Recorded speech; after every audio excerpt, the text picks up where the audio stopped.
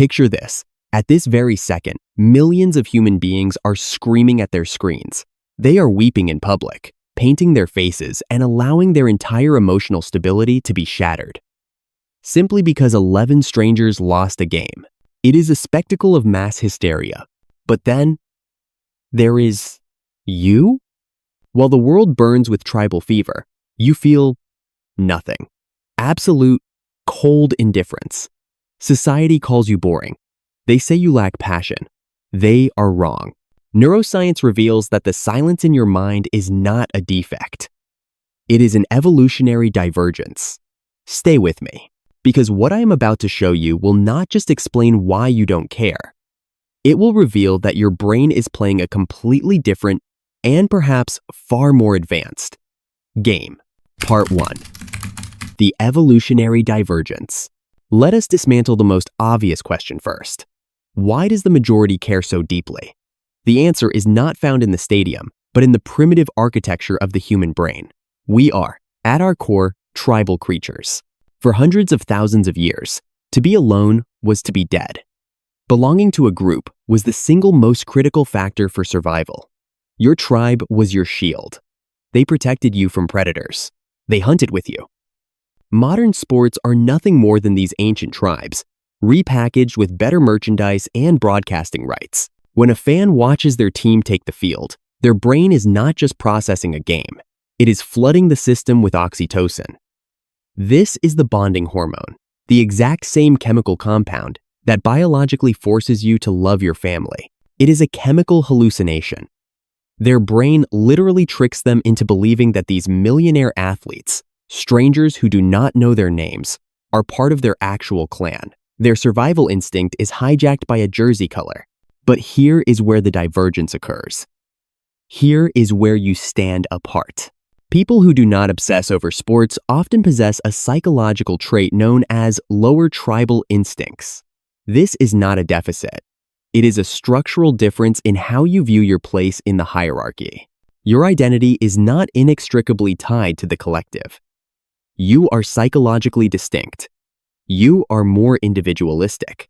While the crowd screams for validation, the non-sports mind says, I do not need to dissolve into something bigger to feel complete. You are an autonomous unit. There is hard data to support this separation. A 2019 study analyzed this specific cognitive gap. The researchers found that individuals with low interest in sports demonstrated significantly less us versus them thinking. This is a critical distinction. The tribal mind requires an enemy. It requires a binary world where the other side is wrong simply because they are not us. You do not function this way. You do not automatically manufacture hatred for the other team simply because they are not on your side. Your brain rejects the artificial conflict. You see the game for what it is, a game, while they see a war for survival. But this psychological independence is only the surface, because when we look deeper into the chemical machinery of your brain, specifically the reward systems, the difference becomes legitimate cause for concern. Part 2. The neurochemical lottery. We must now descend into the chemical machinery of the brain, because what occurs inside the skull of a sports fanatic during a game is legitimately concerning. You know the sensation of impending reward, that precise microsecond before you open a gift. That vibration of anticipation. That is dopamine firing in the neural pathways. For the average human, this is a rare occurrence. For the sports obsessed, the game provides a constant, unregulated supply. Every play, every possession, every whistle. It is a relentless cycle of microdoses. Constant anticipation, constant reward or punishment. It is, by definition, an addiction. Studies utilizing fMRI scans have mapped this activity. The results are stark. Watching your team activates the exact same reward centers in the brain as gambling and other high-compulsion activities. The brain does not distinguish between a touchdown and a winning hand at a poker table. It simply demands the hit. And here is the kicker. The hook is not the victory. The hook is the uncertainty. Psychologically, this is known as intermittent reinforcement. It is the most addictive reward schedule known to behavioral science. It is the precise psychological principle that makes slot machines so devastatingly effective. You do not know if you will win. That terrifying unpredictability is what keeps the dopamine flowing. The mechanism is eerily similar to other forms of pathological dependency. Your brain does not care about the source of the dopamine. It just knows it is starving for more. So why are you immune? Why can you watch the exact same event and feel absolutely nothing? The answer lies in your biological hardware. People who do not care about sports possess dopamine systems that simply are not triggered by vicarious competition. You are not wired to hallucinate a personal victory from someone else's physical exertion. And this is not a choice you made.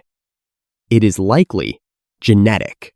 Research from the University of Chicago suggests that variations in specific dopamine receptor genes can actually predict how much a human being cares about competitive spectator activities. Think about the implications of that data. Your complete indifference to whether the Lakers win or lose, or whether a ball goes through a net, might literally be encoded in your DNA. While they are slaves to the dopamine loop, trapped in a cycle of chemical highs and lows dictated by strangers, you are biologically insulated. You are not missing out on the excitement. You are genetically immune to the addiction. Part 3. The architecture of identity. But the divergence goes deeper than dopamine. We must analyze the very architecture of identity. Sports fans engage in a psychological phenomenon that researchers call burgeoning basking in reflected glory. Watch the language they use. It is a linguistic tell. When the team wins, the pronoun is inclusive. We won. They appropriate the victory. They steal the achievement of the athlete and paste it onto their own ego.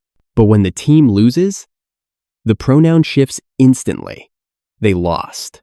They played like garbage. It is a psychological defense mechanism called distancing. This reveals a volatile, fragile self-concept.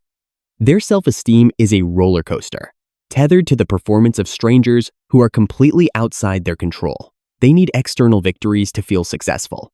They need the tribe to validate their existence. You do not suffer from this instability. People who do not obsess over sports are less likely to engage in this desperate psychological distancing.